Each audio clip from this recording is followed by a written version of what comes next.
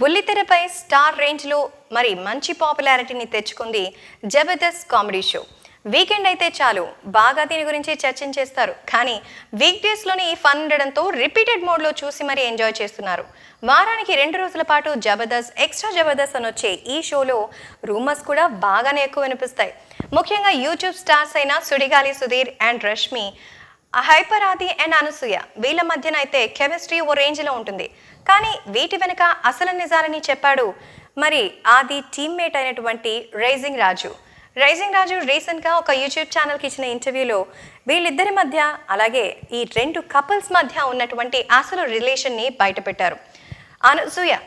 అనసూయ చాలా క్లోజ్గా మాట్లాడుతుంది. కేవలం అక్కడ ఆదితో మాత్రమే కాదు, మా అందరితో కూడా. వయసుని వరుస పెట్టి మరీ పిలుస్తుంది. నన్ను బాబాయ్ అంటూ చాలా ప్రేమగా మాట్లాడుతుంది. అలాగే హైపర్ ఆదితో కూడా.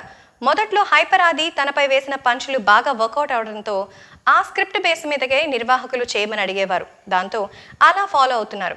ఇక రష్మి, సుధీర్ వీళ్ళ గురించి ఎంత తక్కువ చెప్తే అంత బాగుంటుంది. ఎందుకంటే నేనేం చెప్పకపోయినా నేనేదో చెప్పేశానని అనుకునేస్తారు. ఆ రేంజ్లో ఆ జోడీ అంత పాపులర్ అయిపోయింది. అందుకే వాళ్ళ మీద టార్గెట్ చేసి మరి స్క్రిప్ట్లు రాయమంటున్నారు నిర్వాహకులు. కాబట్టి షో అంత హిట్ అవుతోంది. ఇదంతా కూడా స్క్రిప్ట్ బేస్డే, కానీ వాళ్ళ మధ్యన అలా ఉండదు. మరి సుధీర్తో రష్మి ఎలా ఉంటుందో ఆదితోనూ మాతోనూ అంతే క్లోజ్గా ఉంటుంది.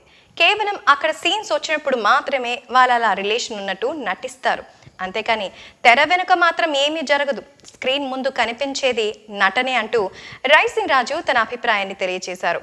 సో జబర్దస్త్లో కనిపించేదే కాదు, బయట షోస్లో కనిపించేది కూడా నటన మాత్రమేనంట, మిగతా ఏమీ లేదని రష్మి, సుధీర్, అనసూయ, హైపర్ ఆది ఎలా చెప్తున్నారో రైజింగ్ రాజు కూడా వాళ్ళ మధ్య రిలేషన్కి కేవలం స్క్రిప్టే కారణమని చెప్పేశారు. మేము చేసే వీడియోస్ మీ మొబైల్కి నోటిఫికేషన్గా రావాలంటే మా ఛానల్ని సబ్స్క్రైబ్ చేసుకొని పక్కనే ఉన్న బెల్ ఐకాన్ని యాక్టివేట్ చేసుకోండి.